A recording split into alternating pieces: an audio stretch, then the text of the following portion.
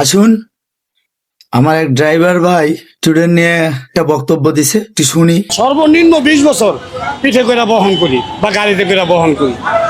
এই স্টুডেন্টরা প্রতিষ্ঠিত হয়ে এই আমাদের সাধারণ শ্রমিকদের জন্য কি করছে?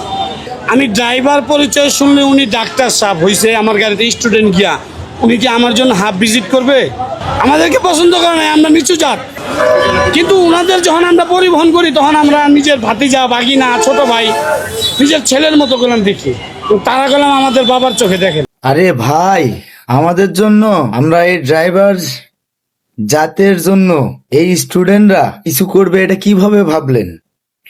আমাদের ড্রাইভারদের মধ্যেও অনেক শিক্ষিত মানুষ আছে যারা বিশ্ববিদ্যালয়ের বারান্দা পর্যন্ত গেছে। ছাত্র নামের স্টুডেন্ট গুলা যখন এটা অফিসার লেভেলে যায়, তাদের সাথে যখন যুক্তি দিয়ে একটা কথা বলা শুরু করে, এই অফিসার গুলো যখন যুক্তিতে পারে না, তখন ডাইরেক্ট বলে বসে এ ড্রাইভার বেয়াদব, যুক্তিতে পারে না, অথচ বেয়াদব উপাধি দিয়ে বসে গেল।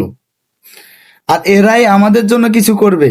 আরে ভাই, এরা ডাক্তার, উকিল, ব্যারিস্টার হলে এরা জনগণের সেবা দেয়, এদের সম্মান আছে।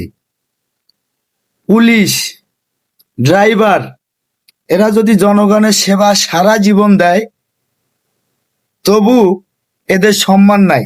এরা মানুষ না, এরা অমানুষ। দুই একজনের জন্য পুরো জগৎটারে অমানুষ বলে এরা আখ্যা দেয়। আর এরা আমাদের জন্য কিছু করবে, এটা কিভাবে ভাবলেন? এটা ভাবার কোনো অপশন নাই। এবং আমরা যখন যুক্তি দিয়ে তর্ক করি, তখন আমাদেরটা সঠিক হলেও মানুষ ওদেরটাই বিশ্বাস করে, আমাদেরটা বিশ্বাস করে না। এটাই মনে রাখতে হবে।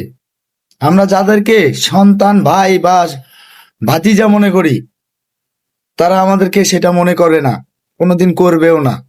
এটা মনে রাখতে হবে, এটা মনে রাখেই চলতে হবে আমাদেরকে রাস্তায়।